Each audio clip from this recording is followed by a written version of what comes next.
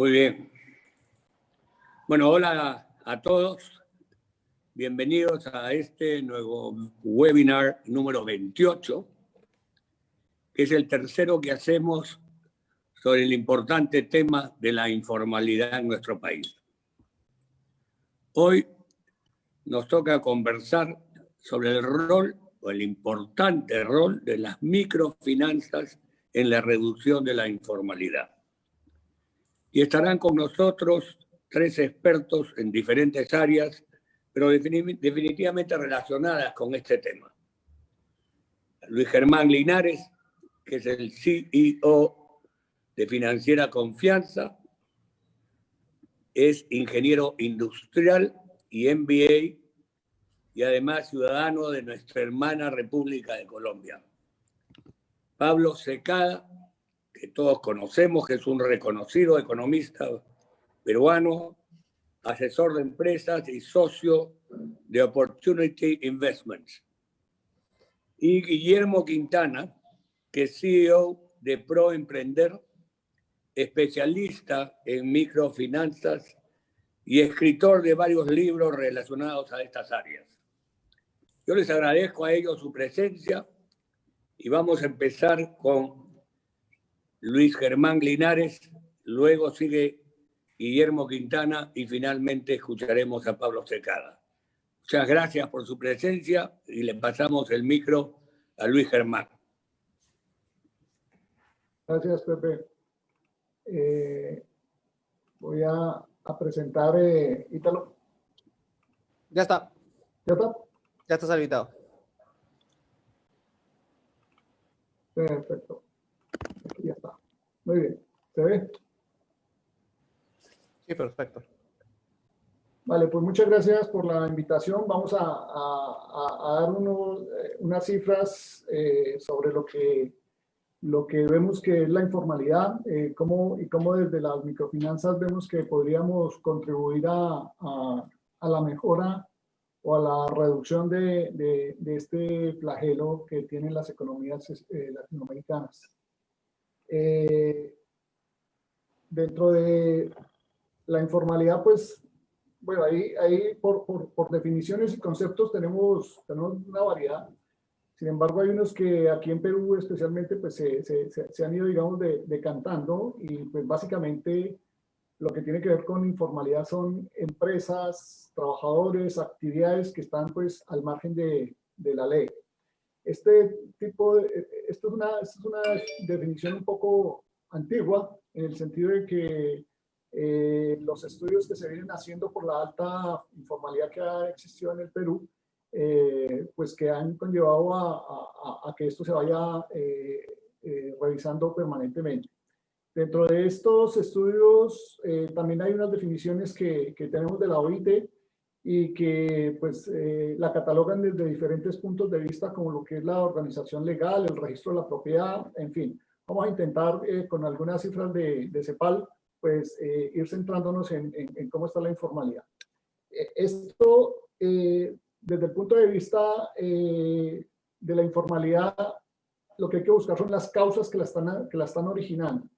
Y estas causas que originan el hecho de que las empresas, los trabajadores y que hayan unas actividades que están fuera de la formalidad, pues tengan que ver con los costos de formalización como tal, ¿no? Realmente las personas compramos beneficios y el costo de formalidad pues termina siendo muy alto porque los beneficios no se ven. Y no se ven básicamente porque cuando se dice yo me formalizo, lo primero que asocia a la persona es tengo que pagar impuestos. Consecuentemente, pues pagar impuestos, ¿qué me dan a cambio? Y pues bueno, lo que se recibe a cambio pues no es la percepción que se tiene en materia de seguridad, en materia de los beneficios de justicia o de las mismas salud, bienes de infraestructura y pensiones, ¿no? Entonces, primero ese costo-beneficio no es muy claro. Segundo, el Estado tampoco es que promueva mucho, no es que ayude mucho, ¿no? La mala calidad de los servicios públicos, la mala calidad de los servicios que presta también las limitaciones que tiene para llegar a hacer el control los mismos recaudos tributarios, pues esto hace que se dificulte mucho también poder hacer seguimiento a las personas informales, o sí, a las personas informales. Y si a esto, además de las limitaciones en sí por efectos de los mismos costos, se le suma también los elementos de corrupción, pues este problema crece más. Además hay una rigidez normativa, una rigidez que no permite, que más bien de tanto irle haciendo, buscando la manera de cómo llegar a más impuestos, tener más impuestos, pues también se van colocando cada vez más reglas, y estas reglas pues lo que hacen es dejar los aparatos legales, especialmente tributarios, pues demasiado rígidos, que precisamente lo que hacen es, en lugar de incentivar la formalidad, lo que hace es que incentivas a que los formales se retiren y pronto terminen en este sector de la informalidad. Desde otro punto de vista, el tema de la formación, el tema de la educación financiera, y no solo la educación financiera, sino también la educación social, ese tejido social que se destruye a falta de una mejor construcción de capital humano. Entonces son unas presiones muy fuertes que se tienen sobre el tema de la informalidad. Y aparte de esto, hay unas barreras de entrada en los mismos empleos, ¿no? Los mismos empleos formales. Pues con la migración que ha habido en Perú hacia Lima, pues en donde Lima pues concentra cerca del 30% de la población del Perú, pues ha sido mucho más fácil encontrar empleos informales, pues derivado de todo lo que hemos comentado, lo que he comentado anteriormente. Entonces, todo esto, hay una interacción de la informalidad y ese quiebre social derivado de un contexto pues que es hostil, genera mayor insatisfacción por parte de las personas. En muchos casos se premia la ineficiencia con los temas de tanta restricción laboral por proteger a los trabajadores. Se busca, y esto de una manera muy bien intencionada muchas veces, ¿no? Por proteger a los trabajadores, a veces se pasa la línea y por el contrario se convierte en ineficiencia. Entonces la estructura laboral es muy fuerte, y de hecho la informalidad aquí en Perú pues se mide más por el lado de las encuestas del INEI, ¿no? Entonces, ¿dónde se genera este círculo vicioso? Demasiadas leyes hacen que haya informalidad. Esta informalidad lleva a que haya una baja productividad, pues porque hay en términos digámoslo de alguna manera, se está produciendo de manera muy silvestre, ¿sí? Y esto, pues, conlleva que hayan bajos ingresos tributarios. Y a su vez, estos bajos ingresos tributarios, pues, no permiten tener los suficientes recursos para toda la inversión social, la inversión en infraestructura que comentaba anteriormente, y esto genera un bajo crecimiento económico, y este bajo crecimiento económico, pues, lo que nos lleva es a baja productividad. Entonces, eso es lo que nos hemos pasado de alguna manera no solo en Perú, sino en América Latina, en temas de informalidad.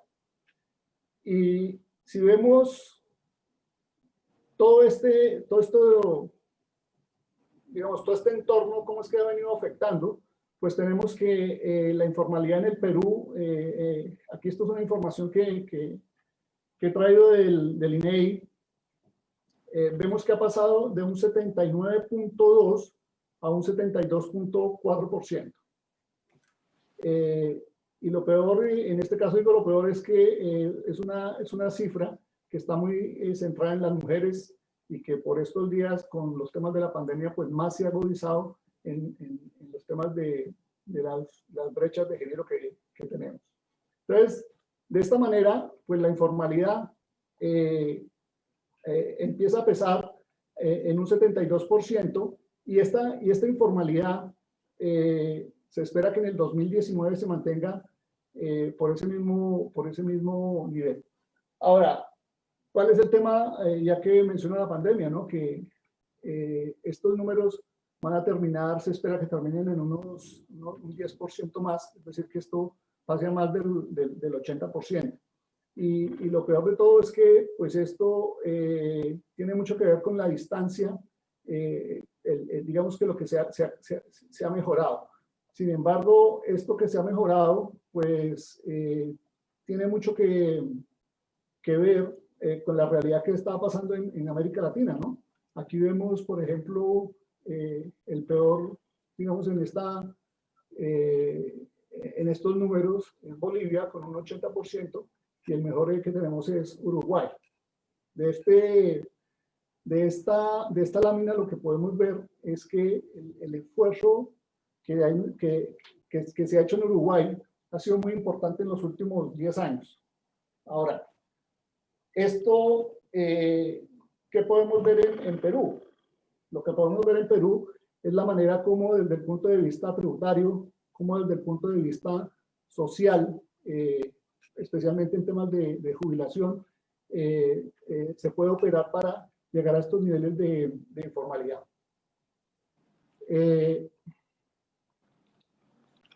Sin embargo, aquí uno de los temas que también hay que revisar fuertemente es el tema de, vuelvo a mirar los temas de la equidad de género, ¿no? En los temas de equidad de género, pues tenemos una brecha muy grande en Perú, donde realmente la concentración más grande viene por el lado de las mujeres. Bien. Ahora miremos la informalidad como barrera para la inclusión financiera. Vemos que el hecho de ser informal, se pierden oportunidades. Miremos acá que el 26% del empleo, del empleo informal, más bien, las personas que están en empleo informal, solo el 26% tienen acceso al sistema financiero, mientras que las personas que están en empleo formal, el 85.7%. Y si vemos y analizamos el cuadro, en materia de lo que tiene que ver con hombres, avanza mucho más rápido lo que tiene que ver con los hombres que lo que tiene que ver con las mujeres. Y de hecho en el 2018 uno ve en las mujeres que se van ampliando mucho más la brecha. ¿Sí? ¿Esto qué tiene que decir? Que el 43% de los trabajadores del sistema financiero, ¿sí? Tienen acceso al sistema financiero, siendo el sector informal el que influye para que baje en tan solo el 26%. Por otro lado, aquí lo que uno sí puede ver es una gran oportunidad que hay para aportar a la reducción de la informalidad por parte del sistema financiero con la bancarización, y con la bancarización poder tener acceso a precisamente información que nos permita pues medir de una manera mucho mejor cómo poderle servir al cliente. Y esta informalidad tiene otros aspectos y es donde se va desarrollando más, ¿no? Por sectores económicos vemos que se va centrando más en lo que es agricultura, pesca y minería. Estos son de los sectores en donde hay mayores niveles de pobreza y son sectores que están más relacionados con el entorno rural. En el entorno rural la informalidad supera los niveles del 90%. ¿Sí? Entonces ya empezamos a mirar que la limitación no es solo para el acceso financiero, sino también en dónde se desarrolla la informalidad. Y vemos pues que en los sectores, por ejemplo, los sectores empresariales, las empresas que más sufren de los temas de informalidad son las empresas pequeñitas, las que son de entre 1 y 10 colaboradores. Estos tienen el 85% de nivel de informalidad. Y claramente, si son empresas en donde son independientes o tienen trabajadores no remunerados, pues aquí sí que superan o llegan prácticamente al 100%. Con lo cual, la informalidad se empieza a centrar, es básicamente en donde hay trabajadores independientes, es decir, el peruano que sale el día a día a ganarse la vida, a buscarse la vida, y vemos aquí que el 53.8% es de los dependientes. Entonces, de esta manera, si lo vemos por los ingresos, es decir, por el nivel de ingresos, midiendo los niveles de pobreza que tenemos en Perú, en donde en este momento los niveles de pobreza, o bueno, al año pasado los niveles de pobreza estaban por alrededor del 20%, pues vemos que bajo el umbral de pobreza, las personas que están catalogadas allí, el 94% están en situación de vulnerabilidad y están en situación de informalidad. Y esto pues ya nos lleva a ir, si vemos cómo van bajando los números, pues lo que vemos es que la conclusión aquí grande es que la informalidad pues va a tener una correlación muy alta con los niveles de pobreza. Ahora, si lo vemos por región, pues vemos que en la selva y en la sierra son niveles del 84.9 y 83.23. Si recordamos las cifras y veíamos lo que era, pues son los niveles en los que está Bolivia e incluso en algunos países de Centroamérica, ¿no? En donde cerca del 53% corresponde a lo que es costa, que es básicamente muy influida por lo que es Lima. Entonces, de esta manera, la correlación que hay, pues lo que nos lleva a pensar es cómo está distribuida esta informalidad en Perú y qué relación tiene con la pobreza. Entonces, aquí en este comparativo de dos mapas de Perú, el del lado izquierdo, lo que se está señalando son las unidades productivas informales de los hogares por cada uno de los departamentos. Entonces, aquí vemos departamentos como Apurímac, Cajamarca, que son los departamentos en donde se centra más la informalidad, pero si vemos al lado derecho lo que son la distribución de lo que es la pobreza, pues tenemos niveles de pobreza superiores al 30%, y estos están en también lo que tiene que ver con Puno y los mismos que había comentado antes, ¿no? Apurímac, Cajamarca, y esto lo que, pues, aquí una de las grandes conclusiones que van saliendo es cómo hacemos para poder gestionar los dos focos, ¿no? Lo que es la informalidad, que se convierte en el círculo vicioso también, con mayor generación de pobreza. Ahora, también son poblaciones que están expuestas incluso como lo vemos o lo hemos visto últimamente con todo lo que estamos viviendo con los proyectos de ley de tasas máximas, en donde incluso en los niveles informales hay temas relacionados con bandas delincuenciales, ¿no? Entonces, entre más informalidad hay, más complicado y más difícil poder tener el control o el acceso de las personas a beneficios del Estado. Bien, entonces, dicho esto, desde el punto de vista de cómo contribuye todos estos niveles de pobreza y en todos los subsectores de la economía, pues vemos que de todas las personas que están con un empleo informal, que son más o menos 12.2 millones de personas, que están conformadas en 7.5 millones de unidades productivas, pues tan solo esta cantidad de personas, que es un porcentaje muy alto de todo lo que es la PEA, pues apenas están contribuyendo en un 19%. ¿Sí? Y si vemos por los sectores económicos, pues lo que es agricultura y pesca es donde más tiene una concentración y en donde más tiene aportación. Y más tiene aportación, primero porque tiene una aproximación al tema rural. Y segundo, pues porque es donde también se generan los mayores niveles de pobreza. Entonces, esto además que si tenemos en cuenta que hay un 56.8% de los trabajadores que esto es digamos que suena lo lógico, que es que en un empleo formal dentro del sector formal. Pero también existe un 15.6% de trabajadores que están con un empleo informal dentro del sector formal.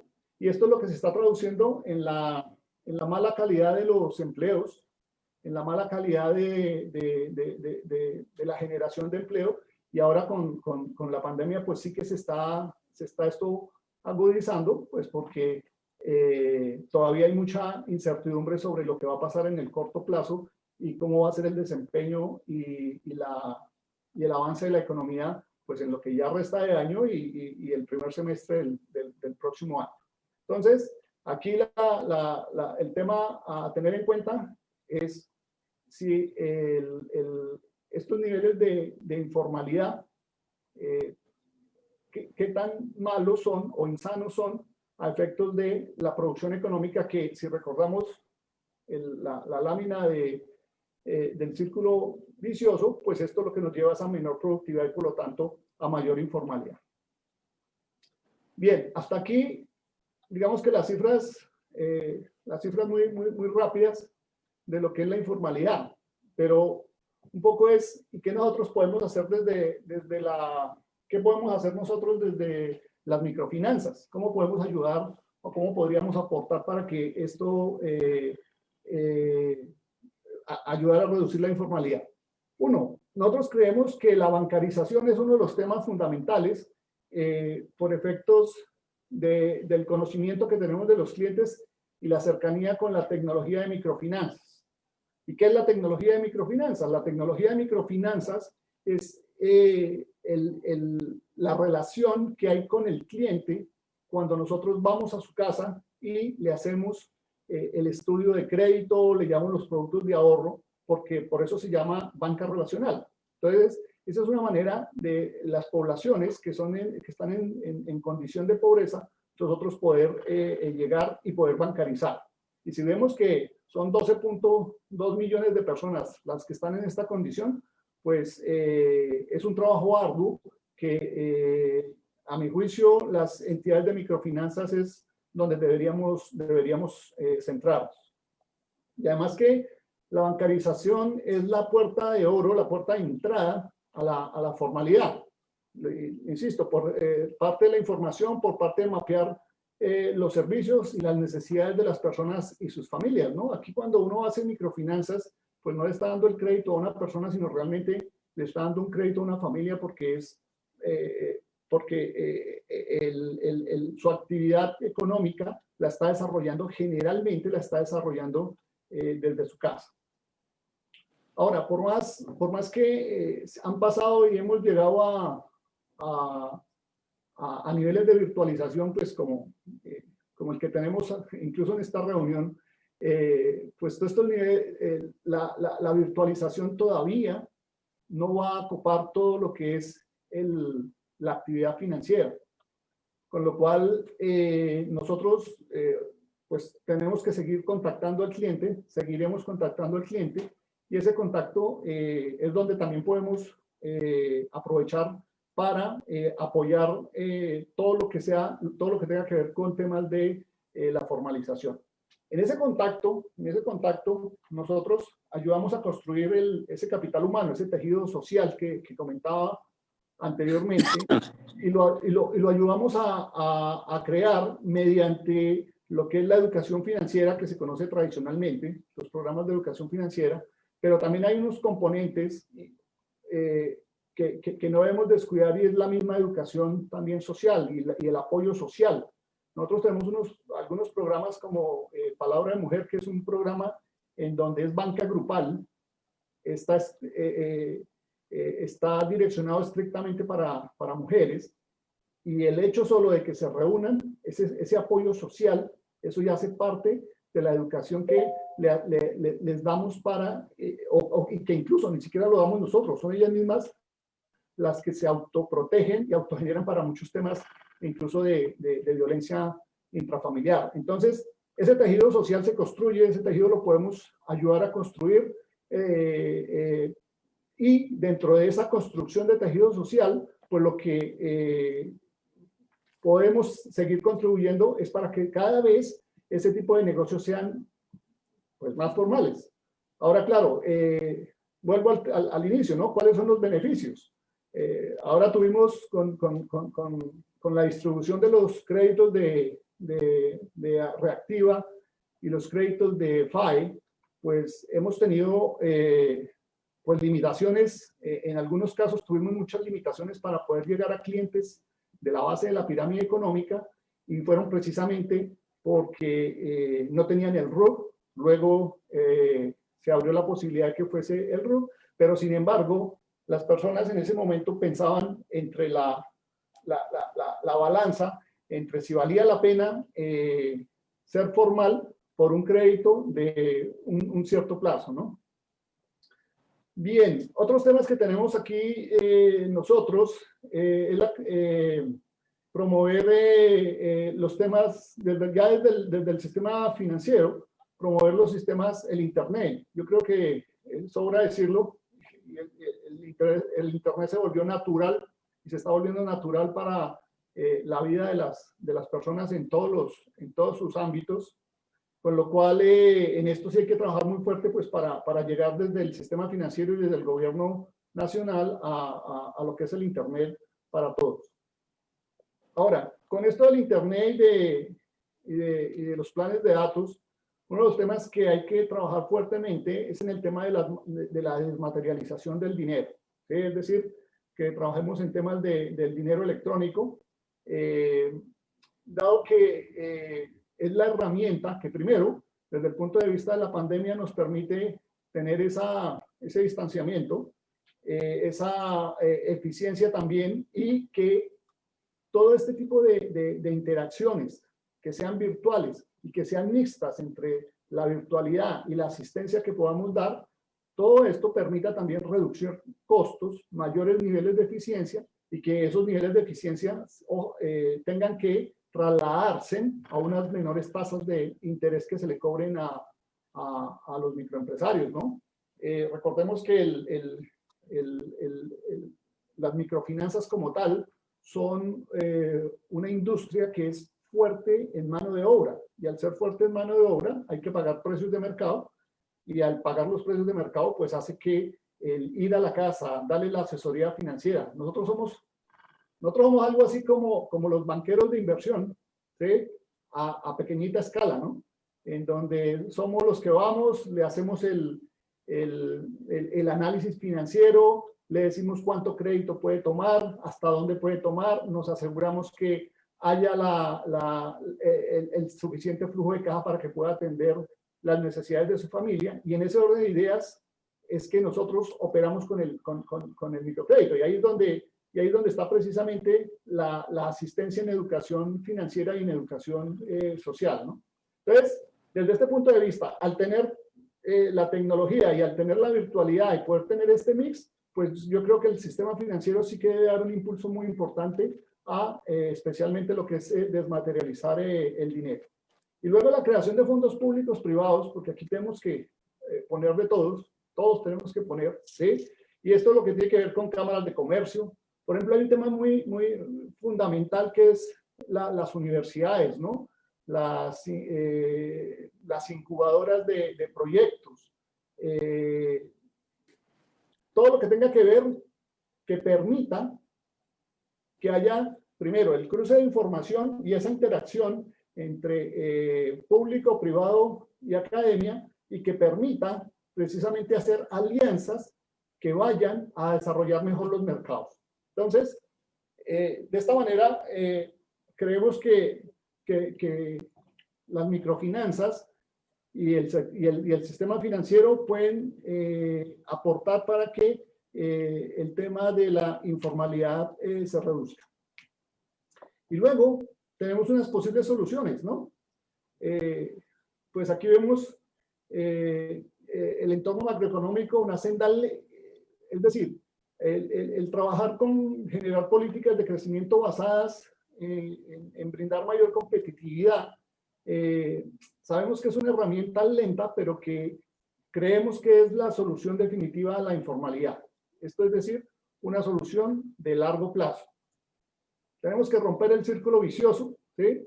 De la economía informal, y uno de los puntos fundamentales es la mala gestión estatal, que ya lo decía, ¿sí? La reducción de burocracia, los temas de trámites, los excesivos trámites, los costos que implica volverse formal, el clima de negocios en general que haga que la persona tenga confianza en su entorno, en el Estado, que definitivamente sí le está retornando los beneficios por los cuales valió la pena volverse formal.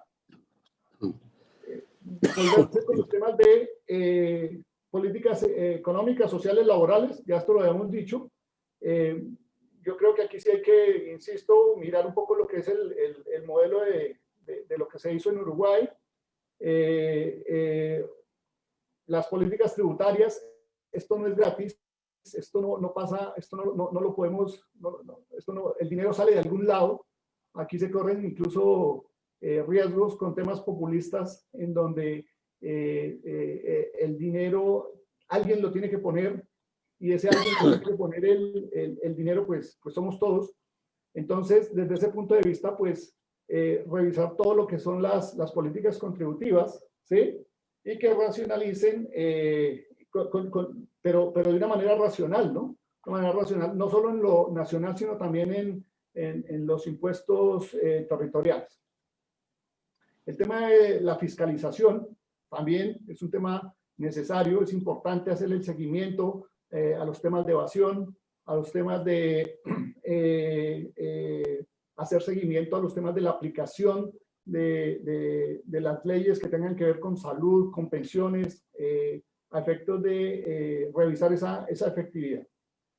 Y en general, pues revisar lo que son las cargas fiscales que permitan pues tener una cobertura importante en el país y que pues no nos pase en temas como el tema de la SUSI o que no poder cumplir con estos temas desde el punto de vista sanitarios. Y eso es lo que realmente sería a la final y a la larga lo que las personas comprarían como beneficios por parte de tomar la decisión de volverse formal o no volverse formal. Bueno, no sé, con esto espero haber hecho un rápido recorrido de lo que hemos visto, también revisando un poco lo que se ha escrito aquí en Perú sobre el tema, y un poco cómo nosotros consideramos que la informalidad podríamos contribuir a su reducción. No sé si Ítalo.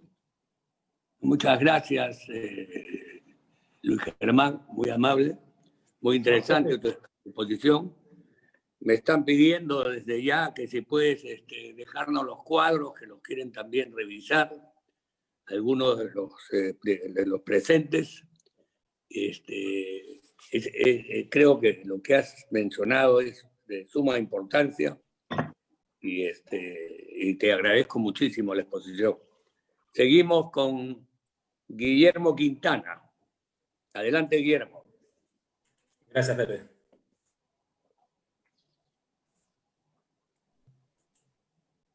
Primero agradecer, Pepe, por la invitación. Después de escuchar una brillante exposición de Luis Germán nos ha comentado que la informalidad está vinculada directamente con la pobreza. Y aquí ustedes ven esta fotografía, y creo que todos hemos sido testigos de lo que ha ocurrido por la pandemia, que hemos visto el aumento saturado y grande de los informales en la calle, que no han tenido otra cosa que perdieron su empleo y salir a la calle. Y esto no solamente ha ocasionado que la informalidad crezca, sino también ha ocasionado que muchos ciudadanos se contagien y aumente las tasas del coronavirus, ¿no? Entonces mi presentación va a ir por el lado de vincularlo con la pobreza y con las microempresas, que es nuestro trabajo como Proemprender. Venimos 15 años trabajando para ayudar justamente a migrar de la informalidad a la formalidad a las microempresas, ¿no? y plantearles unas soluciones que hemos venido desarrollando estos 14 años. Aquí algunas cifras. Según el Banco Mundial, entre 88 y 115 millones de personas podrían caer en la pobreza extrema por la pandemia del COVID-19. 37% de la población de Latinoamérica caerá en pobreza, y estamos hablando de pobreza extrema cuando nos referimos a una población que vive con menos de $1.9 en el bolsillo al día. Y esto va a afectar, obviamente, directamente a la clase media-baja, que va a ser atrapada rápidamente o ya fue atrapada rápidamente por la pobreza, ¿no? Estas son las microsoluciones que nosotros hemos ido desarrollando estos 14 años. Ustedes pueden ver en el triangulito, en la pirámide, que lo más importante es la microempresa, donde está el emprendedor emergente que saca día a día adelante su negocio. En el segundo eslabón está el microcrédito, a través del cual se apalanca financieramente y se va haciendo dueño de su activo y su herramienta de trabajo. Y el nuevo eslabón que nosotros hemos agregado es la microfranquicia, que les voy a ir presentando más adelante, ¿no? Primero, darles un poquito de números. En el Perú existe una población microempresarial de 3.500.000 unidades microempresariales. El 70%, como también lo dijo Germán, convive día a día con la informalidad. Solamente el 30% son formales. Y en los últimos años en Perú había un crecimiento atomizado y fragmentado de todas estas unidades chiquitas microempresariales, ¿no? ¿Y cómo es la dinámica del microcrédito? Está la entidad financiera, como Financiera Confianza, y como todas las cajas municipales, le otorgan un pequeño microcrédito al emprendedor. El emprendedor se va haciendo dueño de su activo, de su herramienta de trabajo. Ahí ven una fotografía, un mototaxista, y él va pagando sus cuotas mensuales para ir pagando, obviamente, el préstamo. Pero acá lo importante es que este emprendedor va construyendo día a día su propia historia crediticia, ¿no? Una sociedad no solamente se mide por la riqueza económica, sino por la riqueza financiera, ¿no? Y va generando sus propios ingresos. Dentro de este panorama, y dentro del panorama que estamos viviendo en tiempos inéditos de COVID, nosotros proponemos bajar el tema los impuestos, como lo dijo Luis, reducir, por ejemplo, el IGB al 15% los 2 primeros años para las microempresas. Y esto va a ayudar a promover la formalización. Y otra propuesta que nosotros también lanzamos es que se dé un periodo de gracia al impuesto a la renta, porque un emprendedor pobre de bajos recursos se ha pedido un crédito y va a ser imposible que pueda pagar un impuesto a la renta de 30% al año. Por ejemplo, darle un periodo de gracia de 1 o 2 años, o reducirle el impuesto a la renta a 20% los 2 primeros años. ¿Para qué sirven las microfinanzas? El objetivo del microcrédito puede ser para un capital semilla, para que un emprendedor de bajos recursos inicie un negocio nuevo desde cero. El otro objetivo puede ser para capital de trabajo, para expandir y crecer un negocio que ya está operando en el mercado. Y también puede ser para adquirir una microfranquicia, que lo van a ir entendiendo en mi exposición. Y aquí, si bien es cierto, tenemos una de las mejores plataformas de microfinanzas en la región, y tenemos entidades muy buenas de microcréditos y cajas municipales, nosotros hemos planteado otra solución para el emprendedor que de repente nunca va a poder pedirle un crédito a una caja, o de repente está en Infocor y va a ser imposible que se le dé un microcrédito. Pues nosotros estamos promoviendo, y ya lo hemos aplicado, en la creación de bancos comunales. ¿En qué consiste esto? Es que se reúnen un grupo de emprendedores que quieren dedicarse a un mismo rubro y generan ahorros colectivos. Abren una cuenta mancomunada en el banco, y cada semana o cada 15 días ahorran un mismo fondo común, y este fondo común lo ahorran, y cada 3 meses pueden sortear. Por ejemplo, aquí en el ejemplo de la gráfica, pueden sortear la cuota inicial de un carro, y aquí estoy mostrando el ejemplo de un banco comunal o de un fondo colectivo o fondo común de microempresarios que se dedican a ser taxistas. Este mismo esquema, esta misma solución se puede aplicar en cualquier rubro microempresarial, ¿no? Y nosotros le llamamos fondos mutuos para microempresarios. Los microcréditos como herramienta de autosostenibilidad. En América Latina, más del 40% de la PEA sobrevive económicamente gracias al apoyo financiero de los microcréditos, fortaleciendo las iniciativas empresariales formales de autoempleo. Obviamente, para un emprendedor de la microempresa poder recibir un microcrédito va a tener que ser formal. Y justamente lo que les voy a presentar enseguida es cómo pasar de la informalidad a la formalidad a través de microfranquicias, ¿no? Y algo muy importante es, y que no veo que se esté hablando en esta situación inédita, que tenemos un caos por la pandemia COVID-19, un caos sanitario, no veo que se hable de los microseguros, ¿no? Y los microseguros van añadidos a los microcréditos. Y estos microseguros pueden ayudar a riesgos climáticos, riesgos de robos y riesgos de salud. ¿Por qué no aprovechar a darle un microseguro a un microempresario? Porque va a poder ser contagiado con el virus, un familiar puede fallecer y se ve impactado directamente su microempresa, ¿no? También reduce el crisis económico, riesgo político, reglamentaciones y siniestros, ¿no? Entonces el microempresario, como está siempre viviendo al borde de la línea de la pobreza, siempre está expuesto a riesgos constantes de que su negocio quiebre. Si es que tiene el microseguro, va a tener un respaldo permanente, ¿no? Y aquí entro al tema de la microfranquicia. La microfranquicia, rápidamente, es la aplicación del modelo de mayor éxito a nivel mundial, que es la franquicia, pero a nivel escala micro, para el microempresario, ¿no? ¿En qué ayuda? Es una herramienta de organización y asociación de las diversas pequeñas microempresas de cada rubro, genera crecimiento económico exponencial y sostenible a través de la cooperatividad de todas las microempresas. Es una simbiosis empresarial. Tú me ayudas, yo te ayudo porque tenemos que sacar adelante una marca en común. Entonces aquí con la microfranquicia vamos a generar una formalización ya no individual, sino una formalización colectiva.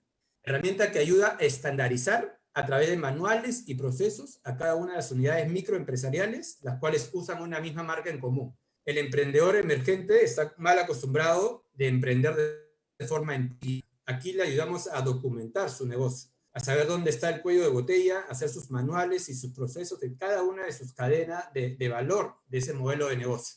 Y ahí vemos un ejemplo clarísimo de un grupo de taxistas que eran taxistas informales, que se vestían seguro con jean y con camisa. Los hemos convertido en taxistas formales, en empresarios del volante, con su corbata, con su camisa, con su logotipo, perteneciendo a una red de microfranquicias. Aquí está lo mismo que estoy diciendo, ¿no? Está el grupo de taxistas ya formando una cadena de microfranquicias, y si viene un nuevo taxista y quiere adherirse a esta red, pues va a tener que pagar, así como pagan en las franquicias, un derecho de ingreso, y cada una de estas pequeñas unidades empresariales pagan un porcentaje de las regalías o de las ventas que generen diariamente, y comienzan a hacer su fondo común, que puede ser para publicidad, puede ser para asesores, puede ser para capacitación. Entonces generas una formalización colectiva y una...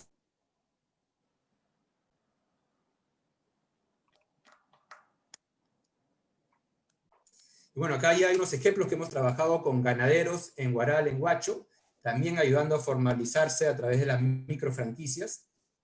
Aquí ven una fotografía de unos proyectos, y aquí está, este es el primer proyecto que nosotros trabajamos con el apoyo de una organización americana de Silicon Valley. Aplicamos la primera vez el primer modelo de microfranquicia en el Perú, formalizando a 60 taxistas de la calle, que se convirtieron en empresarios de volante y daban servicios de taxis a embajadores de diversos países, a gerentes de mineras, Saudi del Perú, de banca, de Scotiabank. Entonces formalizamos al taxista de la calle y lo convertimos en un emprendedor del volante, ¿no? Aplicando el modelo de microfranquicia. Aquí otro ejemplo que hemos trabajado en Vegeta, y esto también lo trabajamos con Financiera Confianza, con el local que estaba ahí en Huacho, y ayudamos a formalizar a un grupo de mujeres que producían yogur artesanal. Este es un caso peculiar porque cuando llegamos a este pueblito, cada uno de estos grupos de señoras producían un yogur de diferente sabor, querían hacerlo a su manera. Tuvimos que cambiarle el chip para que entre todas ellas se pongan de acuerdo y produzcan el mismo sabor, con los mismos condimentos y con la misma marca. Y lo más peculiar es que le colocaron a la marca de yogur el nombre de su pueblo, de su comunidad rural, que se llama Vegeta, promoviendo el turismo, ¿no? Entonces, ¿qué se logró? Incrementaron su producción de 370 litros a 500 litros semanalmente, ¿no? Y obviamente promovieron su marca de yogur Vegeta y llegaron inclusive a participar en ferias en Lima. Señoras de bajos recursos crecieron su negocio y su marca se fue a otras ciudades, ¿no? También hemos trabajado con los pescadores artesanales, tanto en Pucusana como también en Vegeta, con el apoyo de la financiera TASA, y creamos una asociación de microfranquicias de pescadores artesanales, y cada una de la pesca que salía de cada una de las embarcaciones se acopió y se sacó al mercado con una marca colectiva. Lo mismo hicimos con emprendedores que se dedicaban a producir uva, y inclusive tuvimos un producto final que era el vino. Aquí se unieron parceleros que eran de la misma familia, primos y sobrinos, que cada uno tenía sus pequeñas parcelas, y al final sacaron un vino con la marca de su apellido, que es Vinos Lino. Y aquí les quiero mostrar, si bien es cierto, les acabo de mostrar casos en Perú, aquí les quiero mostrar cómo aplican el caso en otros lados del globo. Aquí en África, en lugares que también tienen extrema pobreza, ustedes pueden ver que aquí se ha creado una cadena de microfranquicias de postas de salud y farmacias. Han creado 65 microfranquiciados de pequeñas farmacias y servicios de salud en Kenia, África, para ayudar a reducir la malaria con una marca CF Shops. Y esa es la manera de hacer microfranquicias colectivas. Ahora les voy a comentar un poquito la otra solución, que es hacer microfranquicias, pero con una marca ancla, una marca ya conocida en el mercado, posicionada, y cómo los microempresarios se van adheriendo a esta marca paraguas para formalizarse y obviamente pedir un microcrédito en el proceso. El primer caso y ejemplo clarísimo que creo que todos los peruanos lo conocemos es Donofrio, como tantos microempresarios y emprendedores de bajos recursos se apalancan de una marca reconocida, Donofrio, y salen a vender con el uniforme de Donofrio, con los productos ya estandarizados, salen a ofrecer y generan miles de empleos, una marca reconocida aplicando el modelo de microfranquicia, ¿no? Aquí lo mismo pasó también en África, crearon una marca de helados, y aquí lo peculiar es que no eran carretillas, sino todos estos jóvenes emprendedores de extrema pobreza pintaron sus propias bicicletas que tenían en su hogar, a través de sus madres y sus hermanas, producían el helado en sus casas y salieron a vender todos uniformizados de un mismo color, con una misma marca, y crearon 10.000 microfranquiciados, 10.000 puestos de heladeros en Ghana, África, adoptando una marca que se llama Fan Milk. ¿Y por qué venimos promoviendo este modelo? Y está clarísimo con la ponencia, con el tema que estamos hablando el día de hoy. Si bien es cierto, nuestro país es un país emprendedor y hay mucha informalidad, pero día a día también se están cerrando muchas microempresas, y ahora peor aún con la situación del COVID, ¿no? Aquí quiero mostrarles un poco la tasa de mortalidad. La tasa de mortalidad de las pequeñas empresas que salen al mercado de forma aislada, independiente, es 27%. Y ahora miren la tasa de mortalidad de las empresas que salen a emprender con el modelo de microfranquicia. Aquí no quiere que su negocio se mantenga y sea sostenible en el tiempo. Por eso venimos promoviendo este modelo de microfranquicia hace 14 años, y los invito también a visitar la página del BID, que también para el BID es una de las mejores herramientas para reducir la pobreza en el planeta y obviamente para promover la formalidad, ¿no? Casos potenciales que se puede aplicar obviamente en todos los sectores microempresariales: taxis, mototaxistas, lustrabotas, cabinas de internet, que antes eran muy famosas, y todo el tema de digitalización, hostales, pequeños restaurantes, pequeñas peluquerías, bodegas, hasta panaderías, entre muchos otros casos, ¿no?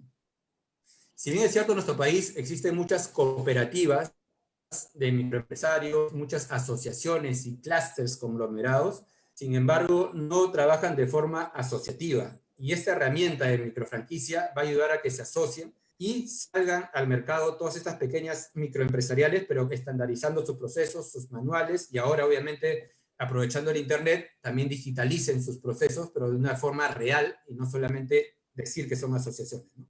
¿Cuáles son los beneficios de las microfranquicias? Obviamente formaliza a la microempresa, que es el tema relevante que estamos hablando el día de hoy. Descentraliza a la microempresa, porque ya no va a estar solamente en un pequeño barrio, sino se va a comenzar a expandir en diferentes distritos, en diferentes provincias. Va a ayudar a generar un crecimiento, expansión del mercado, porque se va a replicar el negocio geográficamente. Y algo que también va a ayudar, y que también tiene que ver con la formalización, va a ayudar a proteger la propiedad intelectual del negocio, y ya no va a reducir la piratería, porque esa marca en común va a estar registrada en Indecopy y le va a generar un activo intangible a todo este grupo de microempresarios, ¿no? Y algo que también ayuda a reducir, digamos, el egoísmo, es que se va a compartir el know-how y la fórmula de éxito entre muchos emprendedores. Va a ayudar a mejorar el prestigio e imagen de las microempresas, y obviamente, como el modelo de microfranquicia tiene un componente alto de capacitación permanente. Obviamente reduce la pobreza, genera empleo, formaliza al empresario informal, genera un efecto multiplicador, porque todos los que están alrededor van a querer ser parte del éxito de esas microfranquicias y formalizarse y pedir un microcrédito. Va a mejorar la calidad de vida del microempresario y obviamente de la familia que está atrás. va a ayudar a estandarizar el servicio brindado de cada uno de los pequeños negocios y va a generar, obviamente, un mayor prestigio de la marca que estamos utilizando entre todos ellos. Y aquí le quiero mostrar un caso peculiar que no solamente trabajamos en las zonas rurales, sino en las zonas urbanas. Este proyecto fue convocado por la Presidencia del Banco de la Nación, y miren que también, lo que también se puede hacer con las microfranquicias, ¿no? Podríamos modernizar y mejorar los estados de infraestructura de los mercados. Los mercados, se habló mucho de los mercados al comienzo del COVID, que no tenían procesos de gestión y no tenían los protocolos de bioseguridad. A través del modelo de microfranquicia podemos modernizar, de tener un mercado que tiene una calamina, que se está cayendo, tiene un estado arquitectónico muy precario, pasar a tener mercados municipales y mercados de barrio modernos, en el cual el vecino se sienta a gusto de ir a ese mercado, inclusive con sus hijos, con su esposa, y tenga una experiencia de servicio al cliente diferente, ¿no? Hicimos un prototipo, y lo pueden ver ahí en las imágenes. Este es un prototipo que hicimos de un mercado de San Borja, y vamos a convertirlo a lo que está a la derecha, pero justo hubo un cambio político y cambiaron al presidente del Banco de la Nación, pero este proyecto se desarrolló como para replicarse a nivel nacional. Bueno, lo que estaba comentando y les he venido a compartir, las microsoluciones a la pobreza, es parte de un libro que hemos lanzado con el auspicio de la Fundación Añaños. Se llama El Camino hacia el Progreso, las microsoluciones a la pobreza. Si lo quieren ver ya con mayor detalle, pueden visitar mi página, memoquintana.com, y como primicia, hace 2 semanas hemos lanzado este libro ya, pero en inglés. Es The Path to the Progress, The Microsolutions to Poverty. Y aquí está el resumen de lo que he hablado, ¿no? Si la microempresa y el microcrédito y la microfranquicia, esas 3 herramientas socioempresariales, trabajan de la mano, vamos a poder erradicar la pobreza en el Perú y en el planeta, ¿no? Muchas gracias por escucharme, y estaré atento al final de las preguntas que tengan. Muchas gracias, Guillermo. Muy interesante tu exposición. Sí, yo desde ya te voy a pedir una copia de ella. Si es que no te la dejas ahí, Tano, para que me la entregues. Pero muy interesante. Y esto lo vamos evidentemente a compartir con toda la gente que está en nuestros webinars. Seguimos con Pablo Secada. Adelante, Pablo, con el micro. ¿Qué tal, Pepe? ¿Cómo están todos? Gracias por la invitación. Quisiera compartir con ustedes algunos cuantos cuadros, un cuadro y 3 gráficos, un poco para ubicarnos en dónde estábamos antes del COVID, en una mirada un poco más amplia de la informalidad de la que usualmente hacemos. Después pasarnos a lo que se estima que va a pasar con el COVID o que está pasando con el COVID. Dar algunas ideas de lo que ojalá sea la agenda de políticas públicas, y dar algunos ejemplos ya de lo que tiene más que ver con la convocatoria, que son algunas de las cosas que estamos viendo en la empresa que se pueden hacer en el mercado de capitales para financiar directamente, no en realidad, pero sí indirectamente a informales.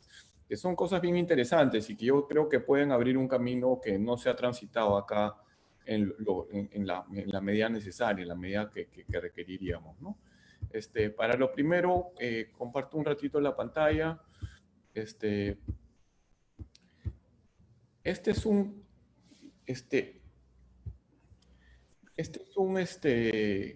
cuadro que prepararon Hugo Ñopo y Miguel Jaramillo para el PNUD, para un documento que se publicó en marzo, más o menos al comienzo de la pandemia, pero que usa una encuesta que se hace solamente de vez en cuando, y esta última se había hecho en el 2015. Si ustedes siguen el cursor o ven la columna que les voy a ir comentando, en la E tienen la cantidad de unidades de producción formales, y en la G tienen la cantidad de unidades de producción informales. Normalmente hablamos de los informales y simplemente dejamos de lado a las 2.4 millones de unidades de producción agrícola informal que había en el 2015, o a los 4.3 millones de unidades de producción que simplemente no tenían RUC. Normalmente el número que yo recuerdo de informales es un número de 2 millones, de microempresas informales, ¿no? Entonces, primera idea, la realidad es distinta, es una realidad en la que hay más informalidad todavía que normalmente dejamos de lado.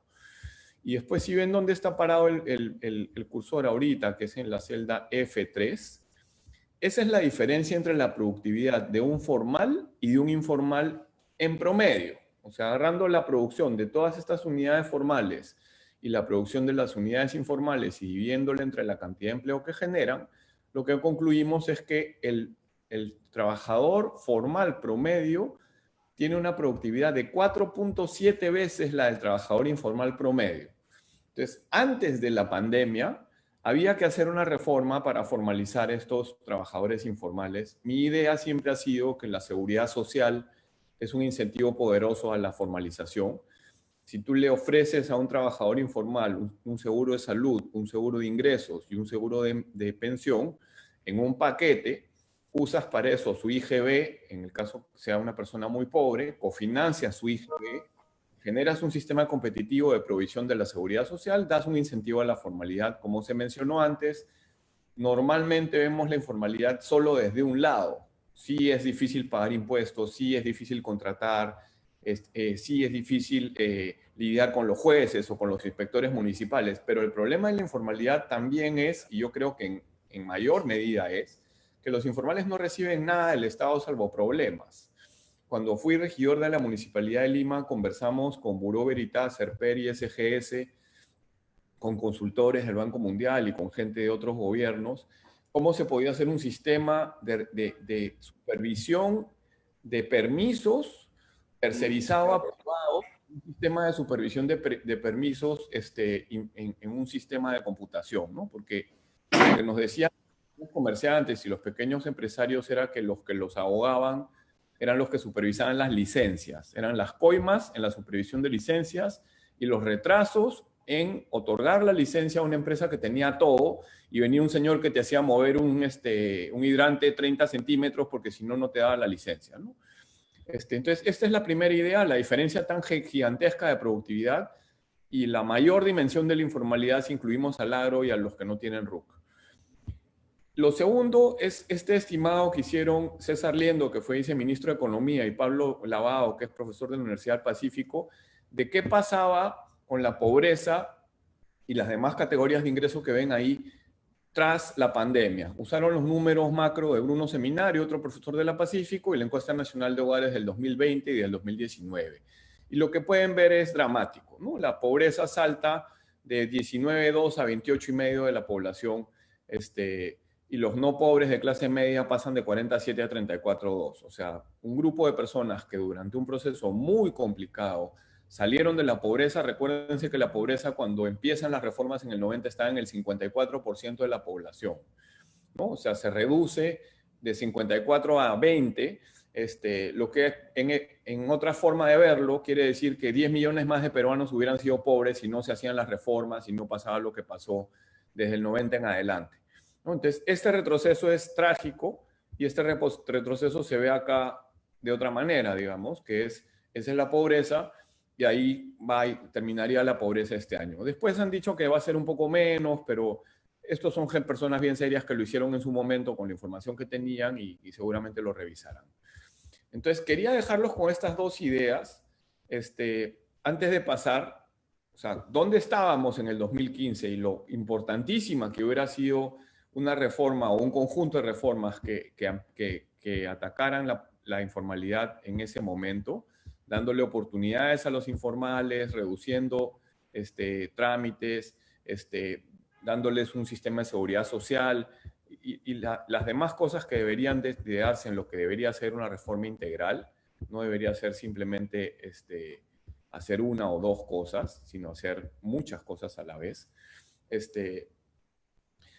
Mencioné a la pasada algunas de las cosas que se tienen que hacer para formalizar, las les recuerdo en un poco más de orden, digamos. Creo que la central es una reforma de seguridad social. El Congreso está haciendo una reforma de pensiones cuestionable, de la que todavía no tenemos toda la información, pero parece que van por el camino equivocado. O sea, que las AFPs no sean lo que uno quiere no quiere decir que nos regresemos a la administración pública de las pensiones, ¿no? O sea, no podemos pasar de 0 a 100, donde ni 0 estaba bien, ni 100 está bien, sino tenemos que hacer las cosas con seriedad, ¿no? Un informal al que le dicen que le van a dar una pensión dentro de 20 años en un sistema de pensiones que es vapuleado políticamente en todos los gobiernos, debe ser como alguien que le diga que puede volar, ¿no? O sea, no tienen ninguna expectativa en que las pensiones cambien su vida, porque están muy lejos, porque es un sistema que es criticado constantemente y se explica cómo, por ejemplo, 3 de cada 5 de los que están en la ONP nunca tendrán pensión porque no cotizarán 20 años al Estado, siendo funcionarios públicos, ¿no? Entonces, el informal, pues, cuando le dicen eso, deben decir, es como que le digan que el Perú va a campeonar en el Mundial, ¿no? Si entras a la seguridad social con un paquete de salud y con un paquete que proteja ingresos, porque van a haber más pandemias, y porque van a haber heladas, y porque van a haber desbordes de ríos, y porque va a haber el Niño, y porque va a haber cambio climático, y tienes ya empadronados a los que tienen que recibir ingresos y les transfieres ingresos por el banco, o por la IAPE, o por el PLIN, o por la Apple Pay, que propuso en marzo de este año un sistema de rastreo que incluía un sistema de pagos. Esa sería un conjunto de medidas interesantes, seguridad social para todos los peruanos. El tema de trámites lo mencioné. En la municipalidad lo que más se quejaban los emprendedores, los pequeños emprendedores, era que los inspectores los coimeaban. Para las licencias de funcionamiento, las licencias de edificación, que tenían guardada su mercadería por meses porque no podían operar, porque no les daban la licencia, porque los querían coimear. El costo para una empresa, como lo entiende perfectamente Luis Germán, o lo entiende Humberto, o lo entiende Guillermo, una empresa que tiene márgenes muy chiquititos, que no se diferencia por precios, por calidad, perdón, y que no puede generar volúmenes tampoco, que solo le queda prácticamente diferenciarse por precios, y se están matando entre ellos por un centavito ofreciendo el mismo producto, ¿no? En ese esquema, esto hace una diferencia, ¿no? Para una corporación es ganar un poco menos, para una microempresa es vivir o no vivir, ¿no? Entonces, hay muchas más cosas que hacer. He citado la reforma de seguridad social, que creo que es la más importante, y he citado el tema de los permisos, que en mi opinión deberían ser otorgados por un sistema por defecto, y en una inspección privada te lo pueden quitar si dijiste algo que no era verdad, que no es subsanable, que es relevante, ¿no? Una anécdota: fuimos a visitar un día una galería que vende herramientas en la Avenida Argentina. Todos venden herramientas, de todo tipo de herramientas, tienen máquinas, tienen herramientas, y Defensa Civil les había dicho que las salidas y las entradas a la galería no eran las adecuadas. Entonces dejaron las columnas y tumbaron todo el resto de muros. La galería estaba absolutamente abierta en todas las esquinas posibles. Y para poder reducir los riesgos de seguridad de que les roben, tuvieron que poner cámaras por todos lados y contratar una agencia de seguridad. O sea, porque no los quisieron evaluar de una manera seria y porque los quisieron coimear, terminaron ellos mismos en un fin de semana tumbándose todos los muros y poniendo cámaras y una agencia de seguridad en una galería que era increíble. O sea, era columna, puerta, columna, puerta, columna, puerta, columna, puerta en los 4 costados de la galería, ¿no? Y así era como ya podemos entrar y salir, listo, mi licencia, ¿no? O sea, ese tipo de tonterías ocurren en el Perú por la corrupción de los malos inspectores municipales. Para mí es un problema grave, eso lo aprendí de regidor. Entrando un poco al mercado de capitales, se están haciendo cosas hoy día sin la intervención del Estado que anunció el Fondo Crecer. Estamos trabajando con una galería que requiere un financiamiento total de $30 millones. Es bien interesante lo que han hecho, porque el esquema de tienda ancla y de tiendas pequeñas alrededor del ancla no es el Saga Ripley clásico, sino es un mayorista de un clúster en el centro del clúster y los minoristas y los mayoristas pequeños de ese clúster alrededor de él, ¿no? Entonces tienen un clúster de tecnología, tienen un clúster de zapatos, tienen un clúster de ropa y tienen un clúster de artículos para el hogar, todos con la misma lógica. El mayorista grande al medio y los mayoristas chiquitos o los minoristas alrededor de él, ¿no? Este tipo de financiamientos que son difíciles, estamos haciendo cosas que yo no me imaginé que íbamos a hacer jamás. Uno de mis socios va a ser gerente de la compañía, hemos cambiado los estatutos de la compañía de manera que no puede disponer de los fondos, que no puede hacer 20 cosas, de manera que los financistas se aseguren que la compañía va a tener gobierno corporativo, pero es como importar el gobierno corporativo de un día para otro, ¿no? Porque cambias tus estatutos, haces socio de una empresa y el gerente de esa empresa se vuelve gerente de tu empresa hasta que el proyecto esté andando.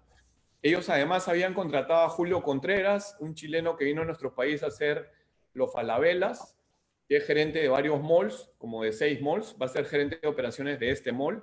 Se han traído a Víctor Aires, un portugués que construye malls, que está en el Perú desde el 2001, que se ha hecho Promarts, que se ha hecho Sagas, se ha hecho etcétera, desde el 2001.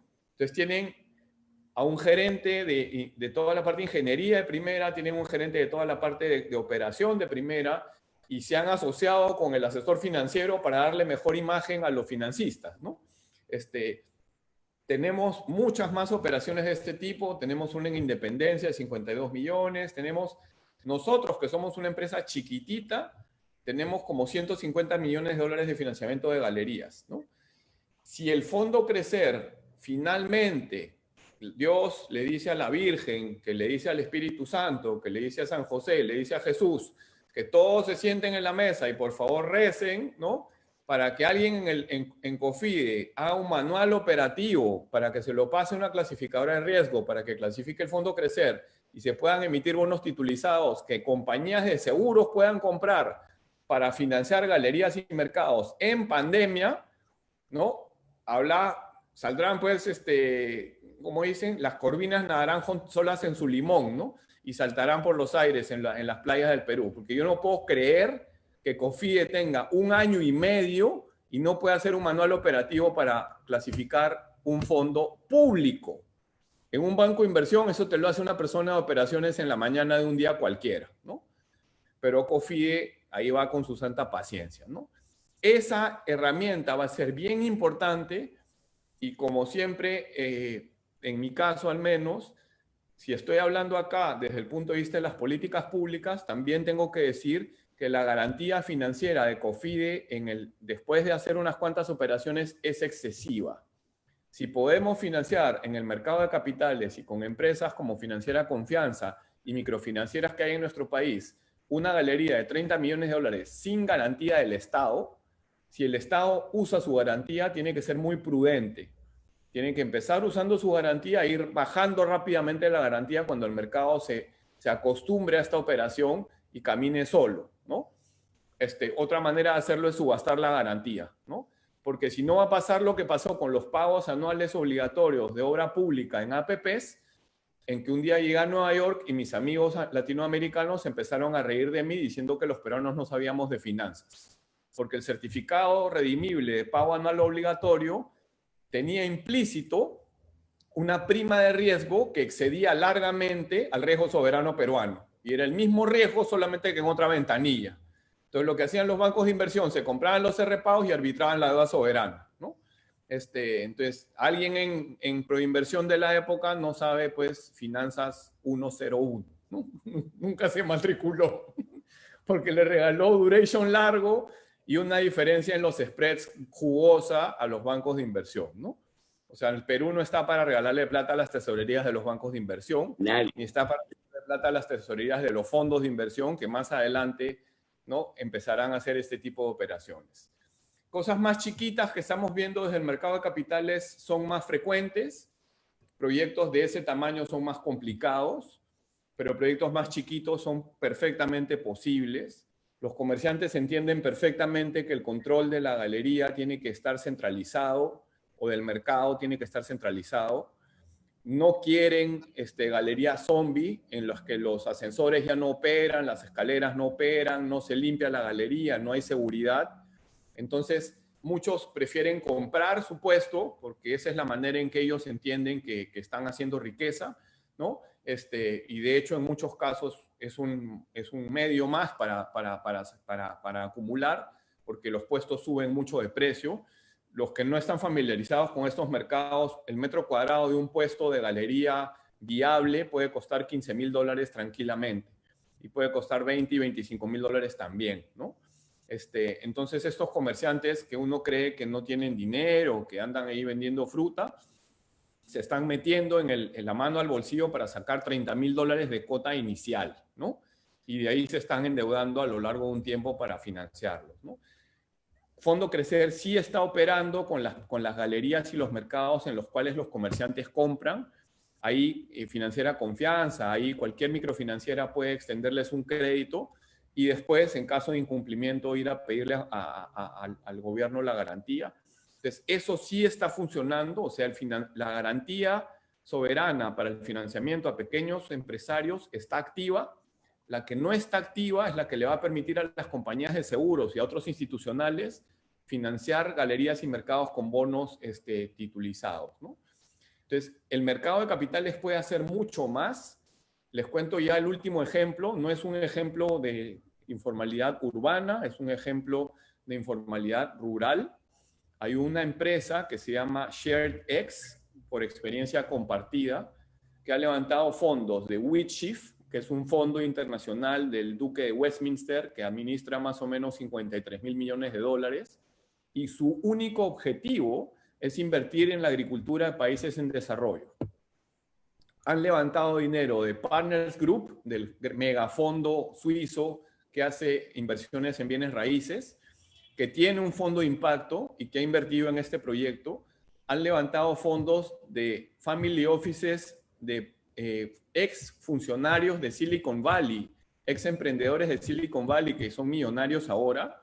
O sea, eso parece increíble de escuchar, digamos, que un señor que fue uno de los inversionistas tempranos en Google, Yahoo, Amazon, Electronic Arts y otras empresas de tecnologías de información sea socio de 10.000 pequeños productores de café, cacao y banano, banano orgánico en el Perú, que en promedio han quintuplicado sus ingresos, porque usan semillas modernas, porque usan una agronomía moderna y porque se están vendiendo su café a su propia empresa que compraron en Filadelfia que se llama One Village Coffee.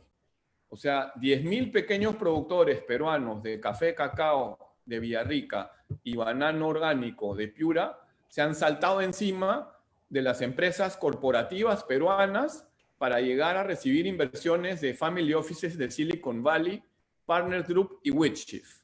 Eso se puede hacer en el mundo de hoy. Se llaman los fondos de ambiente, social y gobernanza. Goldman le acaba de hacer una encuesta a 2.500 millones de dólares de estos fondos, y es todo un número de un informe reciente de Goldman, que lo que dicen es que países como el Perú son los países a donde se quieren meter, en el agro, en la ciudad, en comercio, en industria, en innovaciones, están con la billetera lista.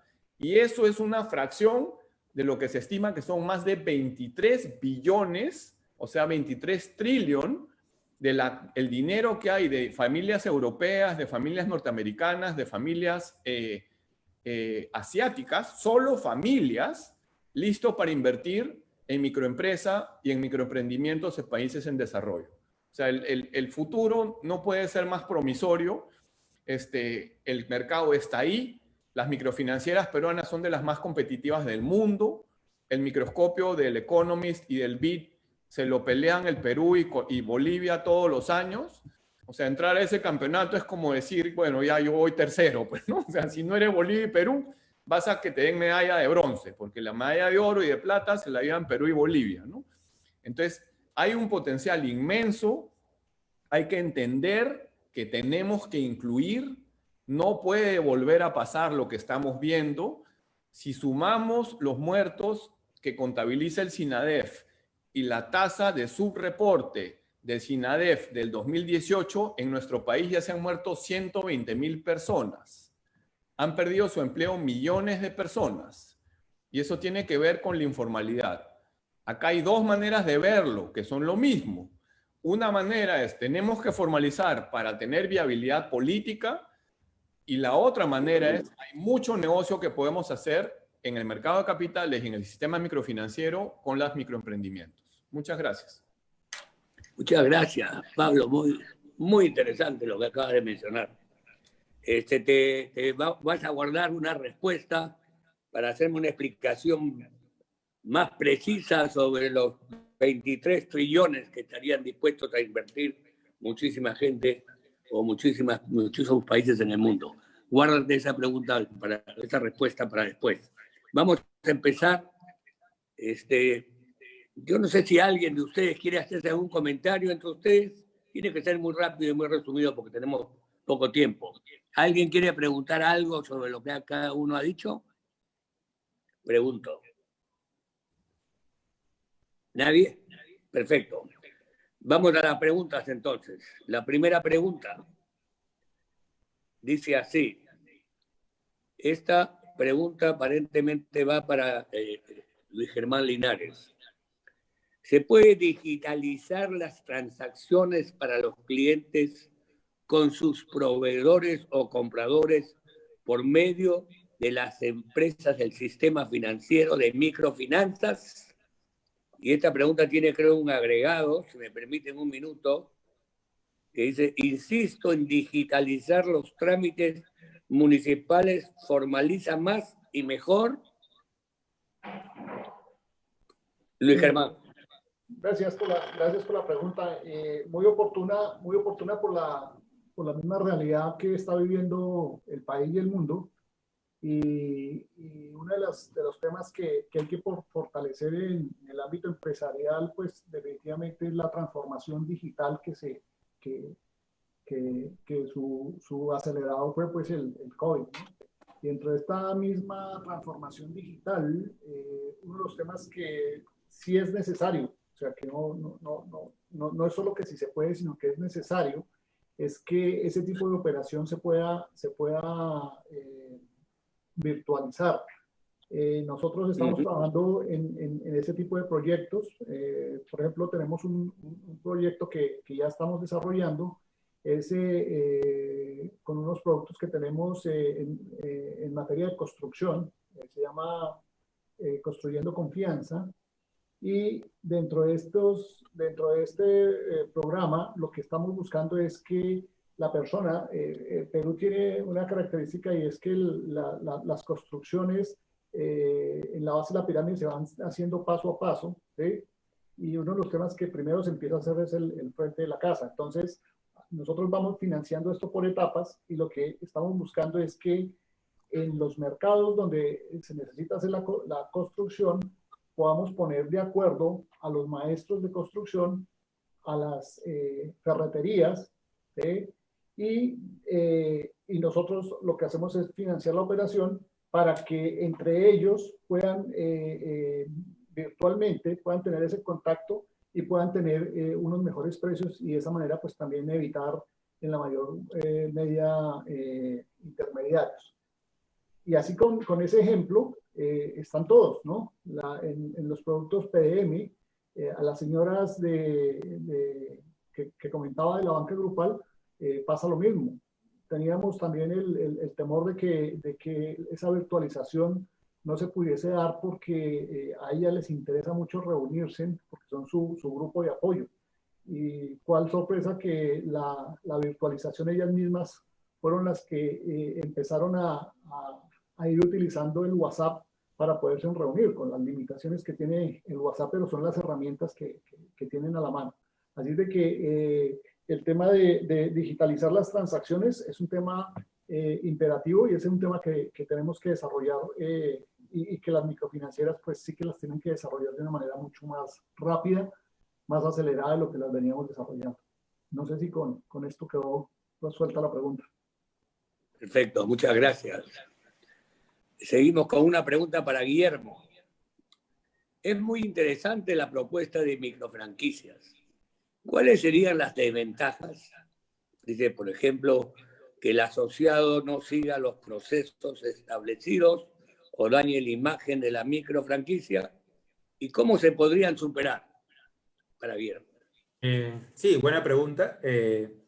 Si bien es cierto, hay bastantes riesgos también en el tema de las microfranquicias, como también hay en el modelo de franquicia, pero la idea es minimizar estos riesgos con contratos donde las cláusulas estén muy establecidas y hagan penalidades para reducir el riesgo de la pregunta que me dicen de que se pueda dañar la marca. Si algún asociado dañaría la marca, habrían penalidades económicas o incluso podrían, si esto se revierte y es, digamos, dañas consecutivamente la marca o no está de acuerdo con los procedimientos y manuales del procedimiento del modelo de negocio, se le puede retirar al microempresario de la cadena de microfranquicias, ¿no? Y algo sí que lo que ayuda bastante el modelo de microfranquicia es a generar asociatividad entre todas estas pequeñas unidades empresariales, porque al final y al cabo el gran beneficiado es el cliente, el consumidor, porque va a recibir un producto con calidad y una buena experiencia de marca, ¿no? Perfecto, muchas gracias, Guillermo. Ahora, aquí va para los tres y contestará primero el comentario, porque este es un comentario que hace mi amigo Jorge Medina, un especialista en el capitalismo consciente. Dice así el comentario de Jorge: la informalidad no es el problema. En sí, es solo la consecuencia de varias causas que la originan y sobre la que deberíamos poner nuestra atención. Es como confundir la fiebre con la infección. ¿Y cuáles son sus causas? Las pésimas instituciones como el Poder Judicial, la Policía Nacional, las municipalidades, las normas y leyes sin sentido, la enorme burocracia y la corrupción generalizada. Disminuir la informalidad requiere atacar sus causas. El sector privado debería hacer propuestas de políticas públicas ejerciendo presión saludable sobre el legislativo y el ejecutivo para que hagan las reformas necesarias para eliminar las causas que originan la informalidad. Pablo Secada, ¿qué comentario te merece este comentario? Sí, de acuerdo. La institucionalidad precaria, la productividad baja, un par de cosas, ¿no? Un comentario más de la parte política, digamos, y un comentario más de la parte económica. Por más que hagamos todo lo que hay que hacer, no queremos tener microempresas en realidad, ni queremos tener empresas grandes, ni queremos tener, o sea, queremos que las empresas sean empresas muy grandes, que estén compitiendo en otros países, que en nuestro país sean empresas regionales, que sean empresas que trasciendan, pues, a la microempresa de subsistencia, ¿no? Y para eso hay que hacer un montón de cosas más. Sí pasan por el Poder Judicial entero va a cambiar pues en 20 años, ¿no? Pero podríamos empezar con salas o con mecanismos de resolución de conflictos más simples, porque si una microempresa tiene un problema imagínate que una empresa es tercerizada para producir uniformes para una más grande, ¿no? Y a esa última le compra una corporación los uniformes. Ese fue mi caso cuando hice mi seminario de proyección social, se llamaba en la universidad, en que asistías a una microempresa, ¿no? Entonces, Telefónica había encargado uniformes y una empresa había tercerizado en un montón de microempresas. ¿Qué pasa si esa microempresa termina teniendo un problema legal con la mediana? Su probabilidad de aguantar un juicio en el Poder Judicial y de ganar es nula, ¿no? No es ninguna. Entonces, sí, son un montón de temas que hay que considerar, pero la idea no es solamente tener mejores herramientas para que las microempresas vayan saliendo adelante. La idea es que las microempresas empiecen a crecer. Y en mi negocio lo que ves son problemas culturales. O sea, hay empresas medianas y grandes que no quieren ganar plata. O sea, porque están acostumbradas a ir al banco a que les presten y con eso se van por bien servidas, ¿no? Y entrar al mercado de capitales peruano, emitir bonos, demora. No hay mucho fondo para empresas medianas y grandes. Hay fondos para empresas, para corporaciones, pero no para medianas y grandes. Entonces tú le dices, no, tu primera emisión de bonos, que estás con el banco, recién en la segunda vas a ganar plata. Ah, no. O sea, estar 3 años pagando piso es inaceptable, ¿no? Y tú ves pues otras empresas que lo han hecho y tienen bullets a 10 años, ¿no? Entonces una termina pagando la tercera parte que la otra es servicio de deuda y le gana el mercado, pues. O sea, si las empresas grandes, con los hijos estudiando en la Pacífico y haciendo MBAs afuera, no son capaces de entrar al mercado de capitales, ¿qué vamos a pedirle a las microempresas que se asocien para crecer y hacer más negocios, ¿no? Creo que hay un problema de falta de competencia, de institucionalidad cultural, ¿no? Que es grave, ¿no? Conocí a los que hicieron Gamarra, ¿no? Son gente notable. Ha muerto hace poco Pedro, el hermano de don Nemesio Guisado, ¿no? Bueno, no quieren tener más plata, pues. O sea, quieren manejar su plata a su manera, quieren hacer las cosas de su manera, no quieren endeudarse en el mercado de capitales, no quieren ceder capital, no quieren tener más plata. Ya hicieron un montón y con eso se sienten bien. Y sus hijos se encargarán de destruir la plata que hicieron, ¿no? De verdad. Ahora el comentario político. Yo trabajé en el IPE 16 años. Nuestro trabajo era promover reformas económicas y hicimos lo mejor que pudimos, ¿no? El IPE hace bastante. Estas redes que ha fundado Asbank me parecen espectaculares, hacen bastante. Hace bastante, contribuye al debate. Todo eso está muy bien. Pero un señor como... Perdona la interrupción. Es importante, detente un ratito ahí y explica qué son las redes que ha formado Asbank, porque eso es para mí una cosa fundamental. El tema se llama redes, ¿sí? Asbank ha contratado a Osvaldo Molina, que es un profesor de la Pacífico, que fue el director de la maestría de Economía hasta hace poco, para que llame a un grupo de economistas, de antropólogos, de sociólogos, y empiecen a escribir en los términos más simples posibles. Por ejemplo, acaban de hacer uno reciente que dice qué es la Constitución, ¿no? ¿Para qué sirve la Constitución, ¿no? Entonces, Redes está publicando continuamente sobre temas de políticas públicas de una manera muy didáctica y los que están escribiendo son personas que conocen mucho de esos temas. ¿Dónde está publicando? En Internet, en Twitter, en las redes sociales, ¿no?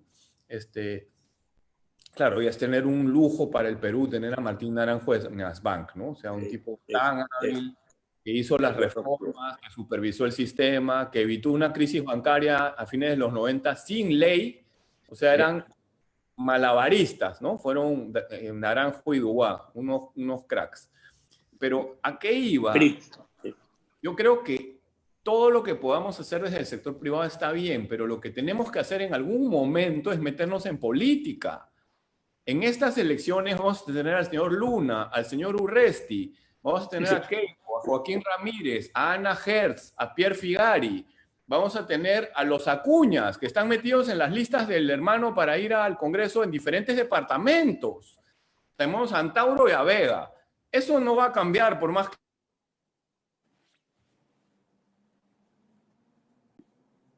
¿Qué pasó? Ítalo. Acá estoy, se ha quedado colgado Pablo. ¿Te ha colgado? Sí, creo. Lo que decía, yo no voy a convencer pues a Urresti y a Luna de las ventajas de la economía de mercado y la institucionalidad, pues por favor, ¿no? O sea, sería como meterme a cara cortada y decirle a Tony Montana, pues, mira, hermano, North escribió sobre instituciones y Akerlof escribió sobre instituciones y Arrow sobre elección pública y Tony Montana saca su metralleta y me mata, pues, ¿no? Entonces, si queremos que el país cambie, nos tenemos que meter en política. Eso puede ser que quiere ser presidente, vicepresidente, congresista, yo qué sé, o puede ser que uno toma acción política desde su esquina, ¿no? Pero para poder tomar acción política no puede ser un Boy Scout que está sentado en un directorio corporativo y un día se mete a la política porque ya se cansó de cómo está el país. Tienes que tener un gramo de sentido de la política y de experiencia en política. Entonces, los invoco a que se involucren, porque lo que nos ha pasado es trágico. Somos el país con mayor muertes relativas del mundo. Somos el país en donde más cayó la actividad. Somos el país donde más empleo se ha perdido. Y ahora, encima de todos los males, ahora tenemos que cambiar la Constitución porque a los chilenos se les ocurrió cambiar su Constitución. Entonces, no podemos seguir viendo la película en Netflix. Tenemos que meternos en política. Es fregado. A mí me sacaron la ñoña la vez pasada, ya me la sacarán de nuevo esta vez. Pero esa es la historia. Bueno, muchas gracias, Pablito. Aquí tengo una pregunta para, si quieren hacer también algún comentario sobre lo mencionado por Jorge Medina, pueden hacerlo. Pero tengo una pregunta para el señor Linares. La pregunta dice así: China pasó de ser una economía pobre a una de las más grandes, basados en una política laboral muy similar a nuestra informalidad. Ese es el comentario y la pregunta viene, dice, ¿cuál es la diferencia entre el progreso chino y el atraso peruano? Para el señor Linares. Bueno, vaya pregunta, ¿no? Porque los modelos que tenemos de gobierno y los modelos económicos pues son bien distintos y no sé si en los dos tipos de economía sean tan comparables, ¿no? Y porque pues tendríamos también otros ejemplos de países pequeños que también han tenido unos crecimientos importantes en Asia y que pues han sido con herramientas de mano dura, ¿no? Entonces no sé si eso sea comparable. Lo que sí sé es que hay un tema también como muy simple, como decía Pablo, tratando de explicarlo muy sencillo, y es que la única manera de acabar con la pobreza es sembrando riqueza. Y la manera de sembrar riqueza, es trabajando con las personas en temas de formación e información, ¿no? Formación por el lado de la educación financiera, por el lado de la conciencia que tenga que haber con la utilización de los recursos no solo económicos que se le otorgan, sino la manera como se gestiona su negocio. Y yo creo que ahí es donde está la base de toda la argumentación de sembrar riqueza, que luego el crédito, pues el crédito vendrá. De hecho, en la base de la pirámide las fuentes de financiación son muy diversas. En un estudio que hicimos hace un tiempo en la fundación de varios países, donde está la fundación de microfinanzas del BBVA, pues incluso uno de las fuentes de financiación son la misma familia. Entonces, en ese orden de ideas, el tema no viene por el lado de si el modelo económico genera mucho recurso para que la persona pueda invertir o lo pueda rentabilizar, sino viene más es de cómo lo hace. Y el cómo lo hace, pues en una economía de mano dura, lo hace porque lo hace, y en estas economías de libre mercado sí que pues tenemos que empezar por construir ese tejido social, ese capital humano. Y luego ya viene el tema del desarrollo, ¿no? Que este tema de desarrollo, en la medida en que se desarrollan y hay sostenibilidad por parte del microempresario, esa sostenibilidad pues tiene que ir siendo acompañada por el mercado. Entonces, nosotros, por ejemplo, somos conscientes que nosotros, como Financiera Confianza, hemos sido creados es para solo trabajar en la base de la pirámide. ¿Y por qué para trabajar en la base de la pirámide? Porque lo que tenemos que hacer es darle precisamente ese impulso de generación de riqueza para que salte a otros niveles, que es el crecimiento que precisamente se está buscando, que haya ese crecimiento económico, pero con sostenibilidad social. Y ya empezará a ser servido por los otros niveles de financiación. Los temas que comenta Pablo sobre la financiación en los mercados de capitales. Eso es fabuloso poderlo pensar, porque es la manera precisamente como se desarrollan mercados de largo plazo. Yo no sé, Lía, que no haya en estos países con las características de China, no haya esa mano fuerte. No sé qué va a pasar con los temas de largo plazo, ¿no?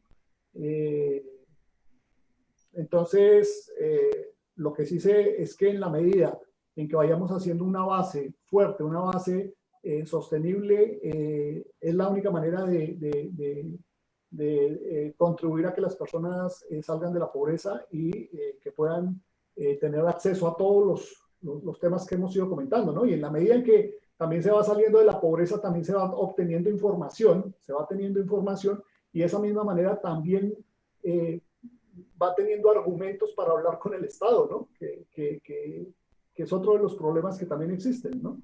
Cuando llega el regidor o el empleado público de turno, pues que pueda tener argumentos para poder discutir y para poder reclamar sus derechos. Pero eso se hace con educación, se hace con mucha formación, ¿no? Creo que, no sé si con eso queda resuelta la pregunta. Muy bien, muchas gracias, Luis Germán. Para Guillermo, dice así: tú tienes una propuesta muy interesante de las microfinanzas y del tema de los proemprendedores.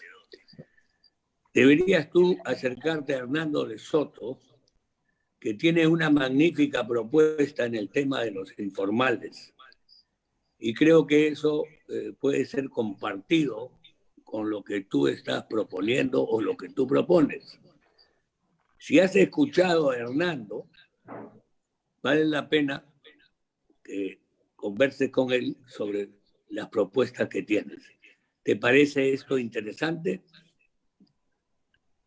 Sí, me parece bastante interesante. Creo que la teoría de erradicación de la pobreza de Hernando de Soto viene por el tema de la titulación de propiedad y que estos títulos de propiedad se conviertan en avales o garantías para que el emprendedor de bajos recursos pueda insertarse al sistema financiero, ¿no? Creo que engrana perfecto nuestras microsoluciones a la pobreza con la teoría de Hernando de Soto, que ya creo que lo ha aplicado en diversos lugares del planeta, y creo que sí, sería una buena forma de generar una sinergia desde ambas tesis, ¿no?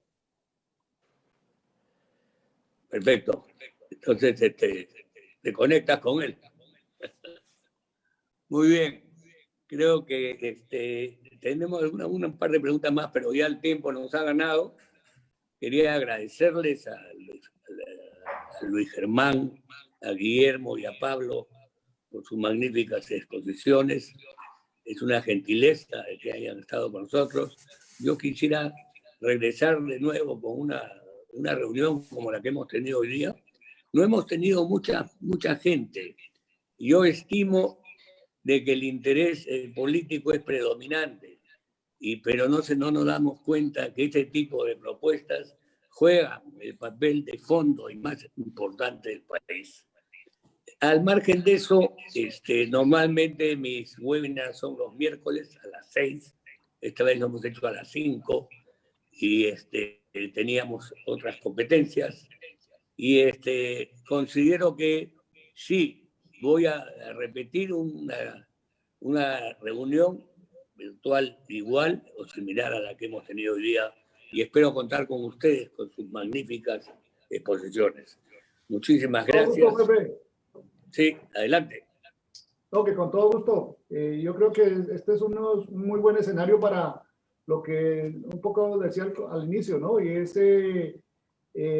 buscar esas interacciones entre lo público, lo privado y la academia, y esto hace parte de estas charlas que puedan potenciar cómo sacamos soluciones para la base de la pirámide social, que es realmente para lo que como Financiera Confianza estamos estrictamente orientados. Así que con todo gusto cuenta con nosotros. Les agradezco a todos, y yo voy a hacer ya unas mesas redondas con temas precisos previas a la elección en forma mensual, y seguramente vamos a tratar este tema dentro de esas mesas redondas. Y espero contar nuevamente con ustedes, porque les agradezco muchísimo. Estoy seguro de que mucha gente me va a pedir que les envíe la grabación, y lo voy a hacer. Ítalo, si fuera tan amable de enviarme eso lo antes posible, y trasladarlo a la mayor cantidad de gente para que entienda y comprenda la importancia de estos temas. Y en eso seguiremos. Muy bien, muchas gracias. Repito, a los tres, muchísimas gracias, y a Ítalo también por su permanente colaboración. Muchas gracias, nos vemos. Gracias. Gracias, Pepe. Pepe. Muchas gracias. Chao. Un abrazo. Un abrazo para ustedes.